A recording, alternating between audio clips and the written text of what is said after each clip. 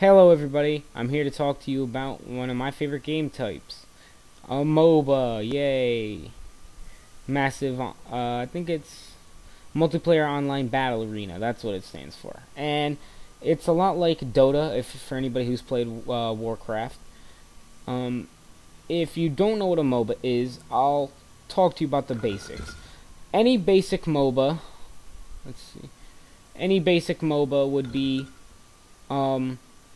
two sides with there's two sides to battle with 3 lanes on each side, all connecting, with a river in the middle splitting them apart.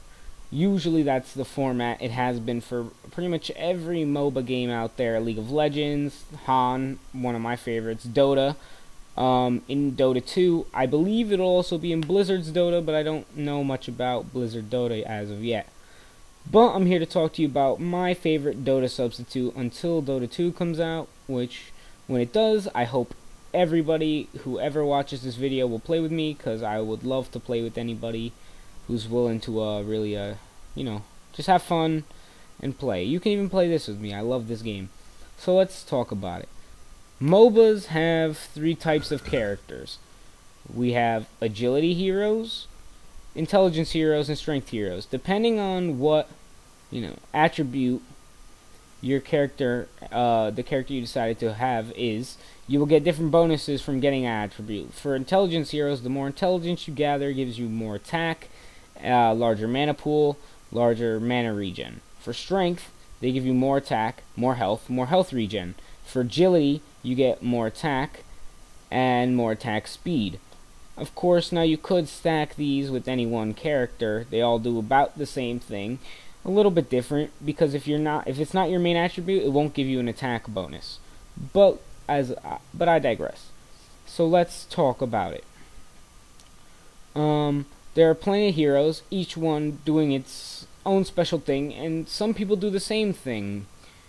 There's a lot of roles to play, and some characters play multiple roles, and some roles overlap with other characters. So, you really have to be careful. So, let's talk about my favorite character, Swiftblade. Swiftblade is... it's hard to determine Swiftblade's thing. Swiftblade's role. Swiftblade is a lot of things. Swiftblade can be played as a support. Not necessarily. He's more of a carry, semi-carry. He's more of a semi-carry because late game, his whole attack kind of dives off, unless you've built super heavy carry and you've kind of kept your enemies really down. But a carry is somebody who gets the kills. So you have your tank, who obviously takes all the damage. Most strength heroes are tanks. I think tanks are restricted to strength heroes, but again, you have various... You have a lot of different choices in hero you want to play, and different styles of tank. So, let's talk about the roles of intelligence heroes. Intelligence heroes are burst damage. Most support characters come out of the intelligence area. So, Tempest, he's a support hero. Let's look at Poliwag. He could be a carry, or he can be a support hero with his tongue tied. It holds you for like 5 seconds. It's literally just a stun. Gravekeeper is a carry. But let's look at tanks. There's Magnus, as my friend Harry Stig488 calls, or Frostig on YouTube.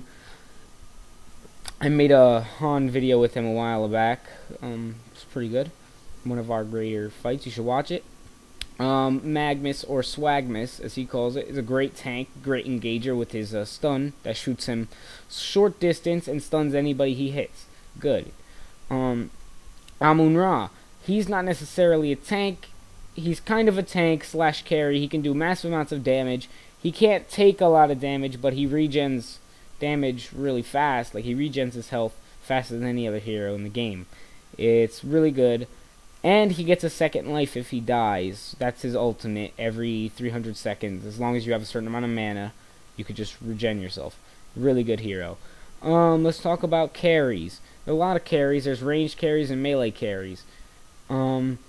one of the better ranged carries would be Arachna, because she can do massive amounts of damage, but she's kind of mana hungry to really get off a lot of her attack.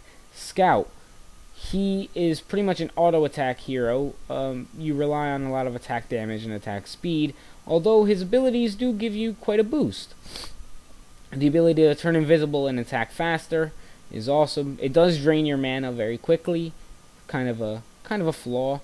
He can put down wards. He can shoot you with a crossbow. It actually does quite a bit of damage.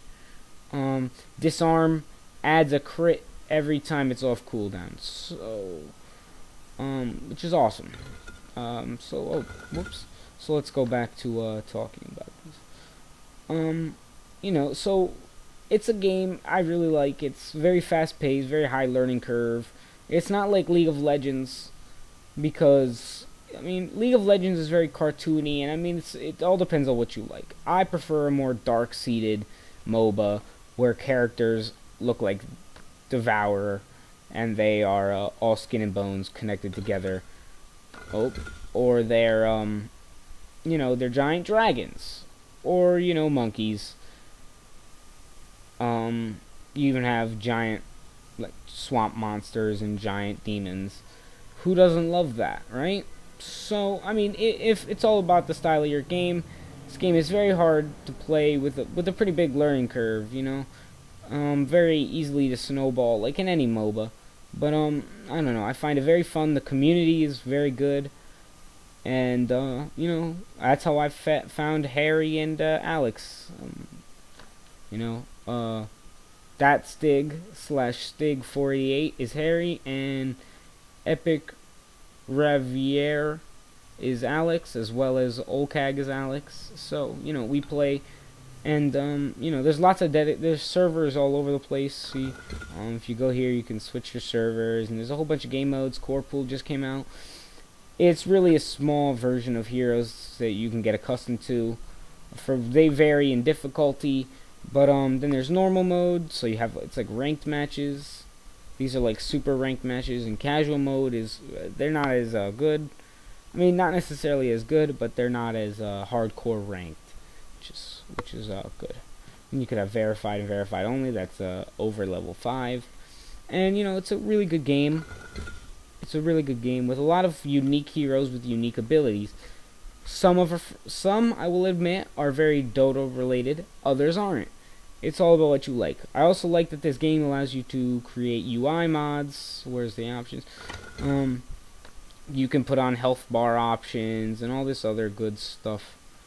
You could change it, but these are just like basic mods that the game comes with. You can find whatever ones you want. So play the game, try it out. If you want to play with me, it's QDK244. That's one more time, QDK244. You can add me if you want to play with me. We'll probably, we'll give you the team speak if you want to come chat with us or whatever. So, yeah, have a nice day, everybody, and keep gaming. Bye.